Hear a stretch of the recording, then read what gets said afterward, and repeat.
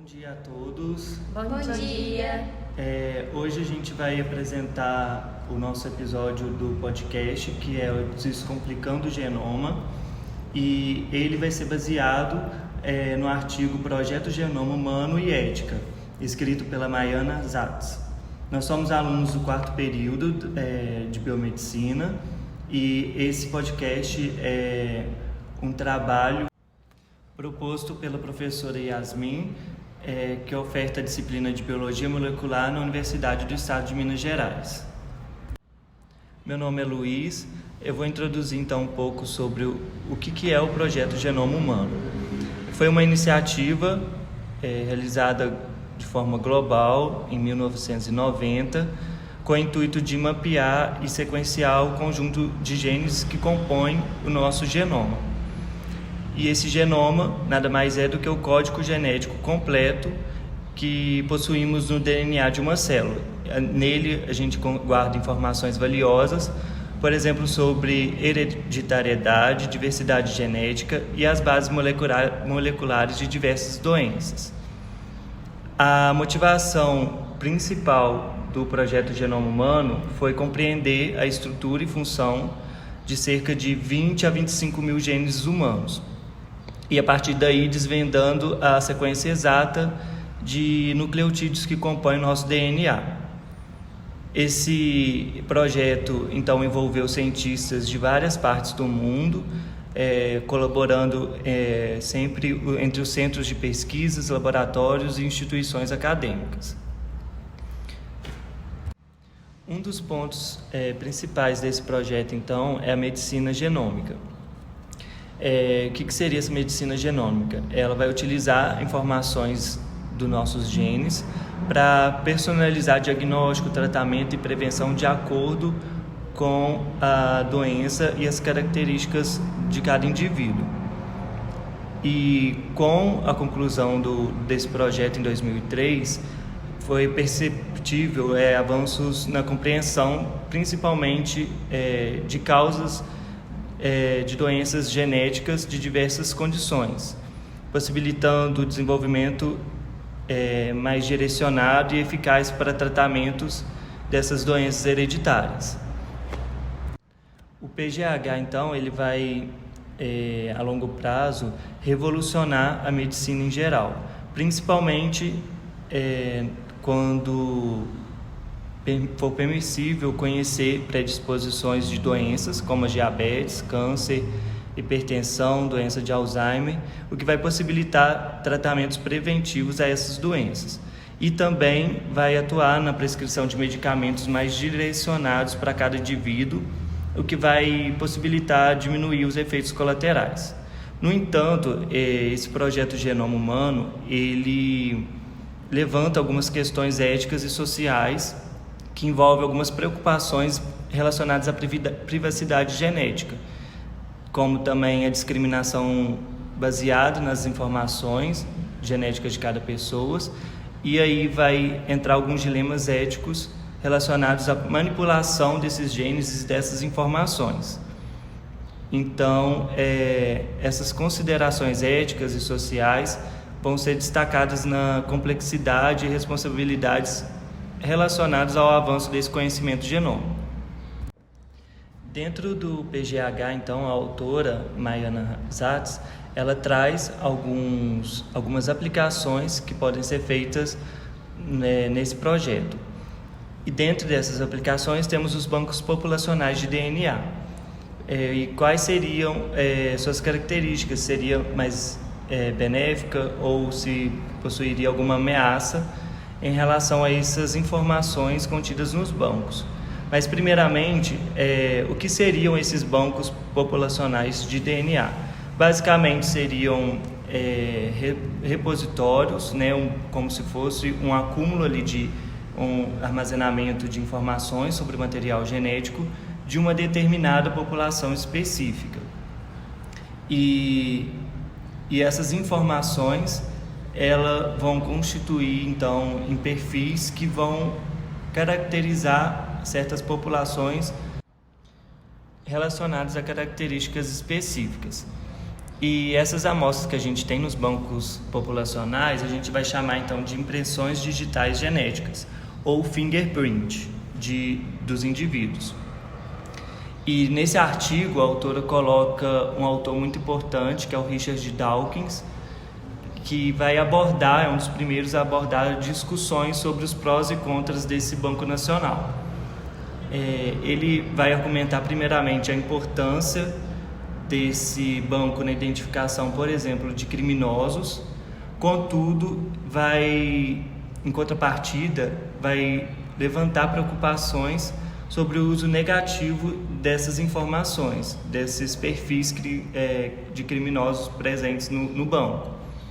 E daí vai gerar discussões sobre a questão de impacto emocional, social, que essa disponibilidade de informação pode trazer para a gente.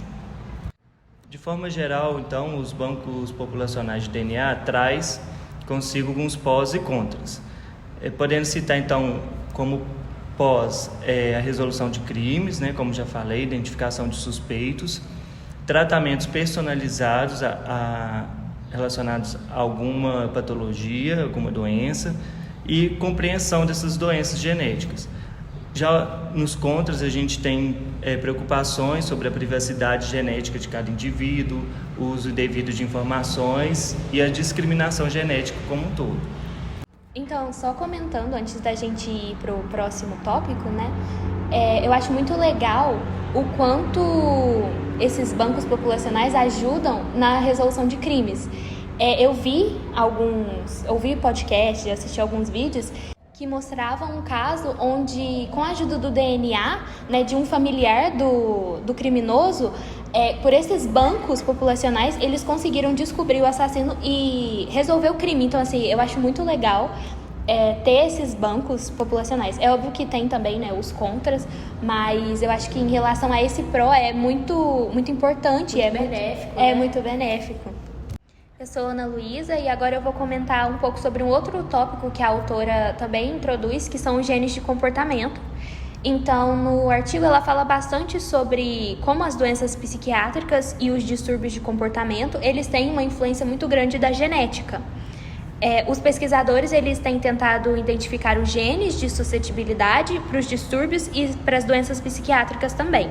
Uma das pesquisas que foi feita, né, uma das descobertas, é sobre o polimorfismo de um gene que ele é ligado ao transportador de serotonina, né, que a gente conhece por ser o hormônio da felicidade, mas que esse polimorfismo, o gene, ele vai apresentar uma variação que ele pode causar distúrbios ou doenças, e um exemplo que ela cita é a doença bipolar e o comportamento agressivo ou não agressivo que as pessoas sob efeito de álcool podem ter. Então, que isso é uma influência genética, né? Às vezes a pessoa, ela bebe, muita gente tem efeitos diversos, tem gente que fica super alegrinho, mas tem gente que fica muito agressivo. E isso pode ter uma influência genética e isso teria influência desse gene, né? Que tem essas variações. E por último, ela também fala sobre os marcadores genéticos que são responsáveis pelo comportamento humano. E aí traz uma quantidade grande de dúvidas e também questões éticas, né? Que são os indivíduos que eles têm predisposição genética para, por exemplo, ter dependência de drogas ou ter dependência de álcool. Se é uma característica genética, seria realmente culpa da pessoa? Né? Porque muita gente tem essa visão de tipo assim, não, a pessoa bebe porque ela quer, ela não para porque ela não quer parar. Mas também tem toda essa questão genética e ela traz isso. Seria culpa da pessoa ou seria só culpa da genética da pessoa? E aí, gente, o que vocês acham?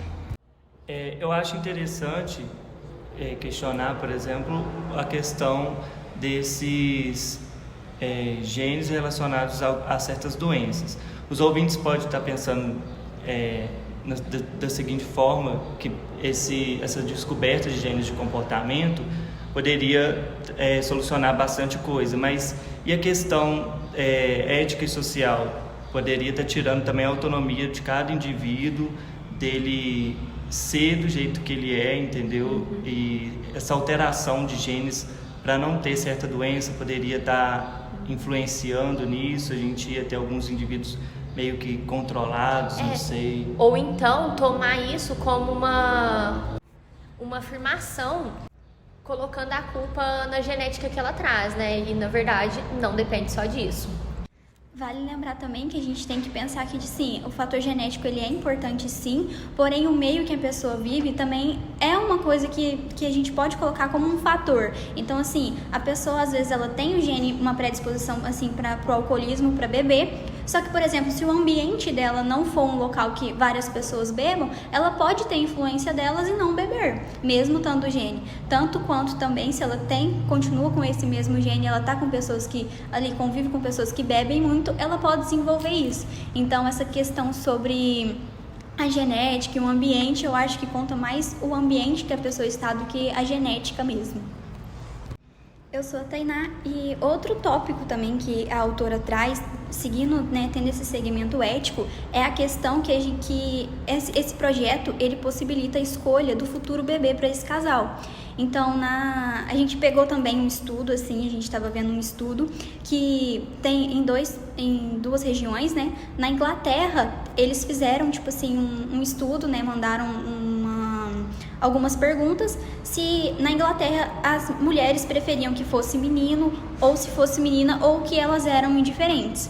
E lá a população da Grã-Bretanha, ela, como se pudesse escolher, falaram que eram diferentes. Então não teve um desbalanceamento sexual ali, não teve só mais homens ou só mulheres. Entretanto, na China, a maioria dos casais que a gente fizeram o mesmo estudo foi que eles preferiam que tivesse a maioria da população, né, que fosse ter algum bebê, seria do sexo masculino. Então, assim, a gente consegue ver que teria um desbalanceamento ali, e isso pode também ser levado por questões culturais, religiosas e tudo mais. Aí a gente fica num questionamento aqui, né, se no Brasil vocês acham que, tipo assim, teria mais menino, mais menina, ou a gente seria, tipo, independente, igual na Inglaterra? Eu acho que depende muito da época que a gente faz o estudo também. Eu acho que se tivesse sido na época que o artigo foi lançado, né, que é um artigo de 2000, eu acho que as respostas seriam diferentes das respostas que seriam dadas hoje. Porque hoje em dia, eu acho que as pessoas elas têm um conhecimento maior e claro, assim, a grande parte do mundo uma sociedade machista, né? A gente tem uma sociedade muito machista. Mas eu acho que hoje em dia as pessoas estudam muito mais sobre isso, elas conseguem ver alguns comportamentos que a gente passava para os filhos, enfim, e expressava em sociedade, que hoje em dia elas conseguem olhar e falar, isso aqui eu acho que tá um pouco estranho, isso aqui é um pouco machista. Então eu acho que a resposta talvez hoje seria diferente por conta dessa questão cultural que a gente está meio que reaprendendo. Mas tem toda essa questão religiosa também, e enfim. Eu acho que pode impactar também na diversidade genética, falando sobre questão de aumento do número do sexo masculino ou aumento demais do número do sexo feminino, e isso acabar interferindo também na taxa de natalidade, mortalidade, então pode alterar bastante índices populacionais assim, sobre essa questão. Eu até, como tendo filha, não pensei nesse ponto, até mesmo antes de saber. Mas pensando igual a Ana falou, hoje o mundo está assim, um pouco difícil, então talvez pensando neste lado, será que os homens estão mais protegidos para a gente querer ter um filho homem e não correr riscos, igual as mulheres andam correndo, né, na atualidade? E isso a gente também leva à parte que a gente tem dois cenários que afetam mundialmente toda essa questão, né? Porque a gente tem a questão genética, porque tem casais ali, né, que eles têm, tipo assim, tem o risco de doença genética, igual a gente pode falar que é hemofilia ou a distrofia de Duchenne, que afeta somente o sexo masculino.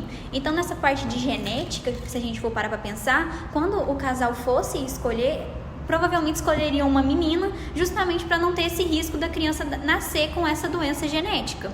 Só que também a gente para pensar, né? É só por preferência? Será que é por isso mesmo? Porque tem casais, né, que não tem esse problema, não tem esse risco genético, mas mesmo assim eles vão poder, tipo assim, escolher, será que a gente vai poder, tipo assim, deixar, né, nós como os profissionais, a gente vai possibilitar que, tipo assim, mesmo não tendo risco, eles escolham o sexo justamente porque essa questão religiosa, né, às vezes também cultural ali, igual na China, que a gente teve como exemplo, ou se, tipo assim, a gente pode deixar seguir um padrão cultural, né, deixar que isso aconteça, igual o Luiz falou, né, às vezes tem mais sexo feminino, mais sexo masculino, o que a gente pode fazer, o que vocês acham? Então, e eu assisti uma palestra sobre fertilização, né, reprodução assistida, e eu achei interessante dessa parte que você falou, Tainá, das doenças genéticas. Neste caso, em fertilização in vitro, quando determinada a síndrome, né, que pode causar, aí sim você pode ter uma escolha do sexo para evitar que a criança tenha esse gene probatório da síndrome causada. Porque, tipo assim, querendo ou não, a gente também fazendo isso, a gente evita um sofrimento, né? Sim. Tanto pra família que tá ali com o bebê ali, tanto pra criança também que vai estar nascendo com todos esses problemas, né? Respondendo a Tainá, eu acho então que nesse caso deveria ter pré-requisitos para a escolha do sexo. Então, né, seria ter que seguir alguns requisitos ali para você e justificar também para você conseguir ter essa opção de escolher o sexo do bebê. Eu acredito, eu tinha até visto nas notícias mesmo, eu acho que aqui no Brasil você só pode escolher se for em caso de doença genética. Eu não sei se em outros lugares tem essa relação da preferência mesmo, né, dos pais de não, eu quero menino, mas eu sei que aqui não pode, aqui é só realmente se for doença genética. Oi gente, meu nome é Rafael. Distorcendo um pouquinho o assunto, eu vou comentar um tópico em que a autora traz o artigo super importante denominado doenças genéticas. A identificação de genes deletérios é fundamental para o diagnóstico diferencial de doenças clinicamente semelhantes, para prevenção e para futuros tratamentos. Do ponto de vista ético, a detecção de portadores de genes deletérios podem ter consequências totalmente diferentes, pois se distinguem basicamente em dois grupos: os portadores assintomáticos, nos quais o risco de uma doença genética só existe para a prole, como no caso da herança autossômica recessiva ou recessiva ligada ao X, e os portadores sintomáticos ou pré-sintomáticos, nos quais o risco existe tanto para a prole e para si mesmos, como no caso da herança autossômica dominante. Sobre a detecção, ela relata casos clínicos reais que são importantes serem comentados aqui, pois entra a questão ética também. E os exemplos seguintes levam a outras questões, tais como: até onde vai nosso direito de interferir? Devemos sempre dizer que é verdade? Podemos negar fazer um teste genético? Um dos casos é o seguinte: uma consulente vem procurar um serviço de aconselhamento genético para diagnóstico pré-natal. O levantamento da genealogia mostrou que seu pai é hemofílico, o que significa que essa portadora sintomática deste gene é, portanto, um feto de sexo masculino, terá probabilidade de 50% a vir a ser afetado por hemofilia. Inesperadamente, o estudo de DNA da consulente e de seus pais revela que o suposto pai hemofílico não é na realidade seu pai biológico. Isso significa que a consulente não é portadora do gene da hemofilia e, portanto, não existe risco para esta ou outras futuras gerações, o que dispensa a realização de qualquer teste genético. E aí, gente, é ético revelar à consulente que seu pai não é seu pai e arriscar a desestruturação de uma família aparentemente unida? Ou, por outro lado, é ético submeter a paciente a um exame pré-natal desnecessário, sabendo que não somente esta, como futuras crianças dessa consulente não têm risco de hemofilia? Agora, outro caso. A consulente tem um filho afetado por distrofia de Duchenne, uma doença letal grave cujos afetados raramente ultrapassam a terceira década. O exame de DNA revela que tanto a consulente como sua mãe são portadoras do gene da doença e, portanto, há um risco de 50% de virem a ter descendentes de sexo masculino com ela. Durante o aconselhamento genético, a consulente é informada sobre o seu risco genético e que suas tias, primas e sobrinhas também têm risco de serem portadoras do gene da doença e podem recorrer ao exame de DNA para tentar prevenir o nascimento de novos afetados. A consulente, entretanto, nega a alertar seus familiares sobre esse risco. Aí vem as perguntas. É ético deixar que as pessoas em risco ignorem essas informações que poderiam prevenir o nascimento de uma doença? Prevenir o nascimento de uma criança afetada por uma doença genética grave? Por outro lado, temos o direito de invadir a privacidade dos outros? Ou quebrar o princípio da confidencialidade deve ser uma norma no aconselhamento genético? Um terceiro exemplo ilustra uma situação ainda mais complicada. Uma consulente adolescente é encaminhada para o diagnóstico pré-natal, pois tem 2 irmãos afetados pela síndrome de Duchenne. O estudo de DNA revela que ela é portadora do gene da síndrome e, portanto, existe 50% de risco que venha a ter um filho afetado. Antes de realizarmos o estudo de DNA do feto, somos informados que há uma suspeita de o pai biológico da criança seria o próprio pai da consulente. Somos consultados sobre a possibilidade de confirmar essa suspeita pelo exame de DNA sem o conhecimento da consulente. Sabemos do ponto de vista genético que o risco de uma criança fruto de uma relação incestuosa pai e filha ser afetada por uma doença genética, seja retardo mental, doenças recessivas ou malformação congênita, é da ordem de 50%, independente do sexo. Ou seja, é um risco tão grande quanto da síndrome, neste caso sem possibilidades de um diagnóstico pré-natal. As grandes questões são: é ético realizar um exame de DNA sem prévio consentimento dos interessados? Ou é mais ético não realizar esse exame, mesmo sabendo do alto risco para o feto e da possibilidade, neste caso, de se interromper a gestação com amparo legal? Bom, meu nome é Raíssa e eu vou apresentar um outro tópico que a autora trouxe, sobre o diagnóstico pré-natal e o problema ético na interrupção da gestação. Então, tem assim os problemas éticos relacionados com o diagnóstico pré-natal e interrupção da gravidez de fetos portadores de genes, deletérios, que também tem sido amplamente discutido. Então, pensam, interromper uma gravidez que a criança já nasce com doenças letais são mais fáceis do que doenças que podem se desenvolver mais tarde? Porque pensando nisso, olha, a criança pode não vir a apresentar. Então, será que é necessário ter essa interrupção? Bom, um outro tópico também que pode ser discutido é não querer transmitir o gene para a descendência. Porque se for pensar bem, será que até lá não já vai haver uma cura, Então é uma coisa também que tem que abordar. Por exemplo, lugares que diagnóstico pré-natal mostrou que teve uma diminuição na interrupção de gestação de pessoas que têm probabilidade de ter um gene deletério, mas com esses exames pré-natais, as pessoas evitaram de ter o aborto,